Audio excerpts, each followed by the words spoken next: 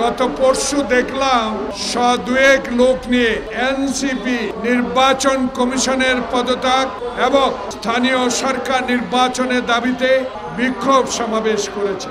আবার গত কয়েকদিন ধরে ঢাকা দক্ষিণবাসী তাদের প্রিয় নেতা ইশরাককে আদালতের রায় অনুসারে শপথ বাক্য পাঠ করার জন্য দক্ষিণ ডিসিসি ভবনের সামনে অবস্থান নিয়েছেন। তার কয়েকদিন আগ থেকে সবচেয়ে পবিত্র স্থান যে বিশ্ববিদ্যালয় থেকে এই সকল নেতা আমরা লেখাপড়া আজকে জনসভা করার জন্য আপনাদের সামনে উপস্থিত হয়েছে, সেই বিশ্ববিদ্যালয়ে ছাত্র সাম্য নৃশংসভাবে খুন হয়েছে। ছাত্রদল প্রতিবাদ করে যাচ্ছে।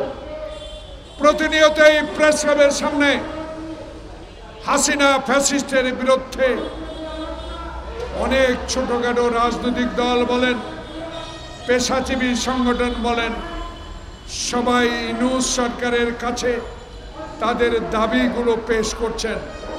কিন্তু সমসাময়িক রাজনীতিতে গতকালকে আমাকে বিস্মিত করেছে,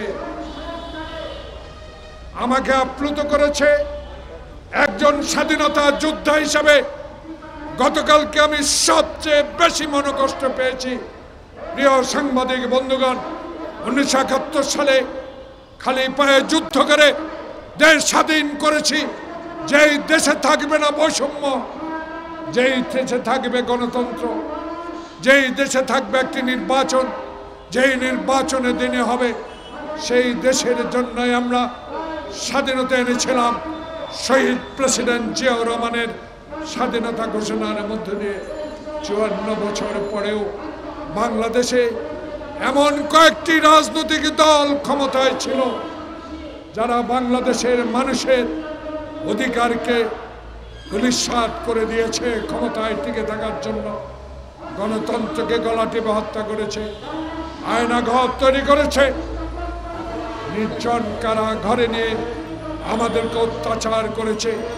বাংলাদেশের ইতিহাসে সবচেয়ে বেশি জঘন্যতম কাজ করেছে শেখ হাসিনা ওয়াজেদ। বাংলাদেশে ক্ষমতায় টিকে থাকার জন্য বাংলাদেশের স্বাধীনতার যুদ্ধকে তার পারিবারিক সম্পদ বানিয়ে বাংলাদেশে ক্ষমতায় টিকে থাকার চেষ্টা করেছিলেন। আল্লাহর কি রহমত, সেদিন আমাদের প্রিয় নেতা তারেক রহমানের সুশৃঙ্খল সাংগঠনিক শক্তির মধ্য দিয়ে আমরা সেদিন জুলাই আগস্ট বিপ্লবকে সমর্থন দিয়ে বাংলাদেশে আপনার মতো একজন সচেতন নাগরিক, যিনি বিশ্বের দরবারে আমাদেরকে অহংকারিত করেছেন, আপনি নোবেল বিজয়ী, আপনি ব্যক্তিগত ইউনূস নয়, বাংলাদেশের 18 কোটি মানুষের ডক্টর মোহাম্মদ ইউনূস। কিন্তু গতকাল আমি বিস্মিত হয়েছি, আপনি নাকি, আমি পত্রিকায় দেখেছি, কতটুকু সত্য আমি জানি না, আপনি এনসিসি নেতাকে বলেছেন আমার পদত্যাগ করা ছাড়া কোনো উপায় নাই। কতটুকু সত্য আমি জানি না। আমি ইউটিউব, পত্রিকা, টেলিভিশন, আমার মনটা বড় খারাপ হয়েছে। এই জন্য আপনাকে কি জন্য বসিয়েছিলাম, আপনাকে কেন বসিয়েছিলাম? 9 মাস আপনি কি সেই পথে এগোতে পেরেছেন? পারেন না। না পারার কারণ আমরা জানতে চাই, না পারার বিষয় আমরা জানতে চেয়েছি।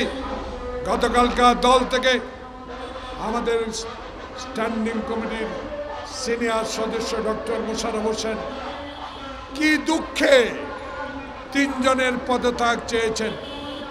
তার দুঃখটা এই, আমরা তো চাই না আপনাদের পদত্যাগ, আমরা তো আপনাদের বসিয়েছিলাম।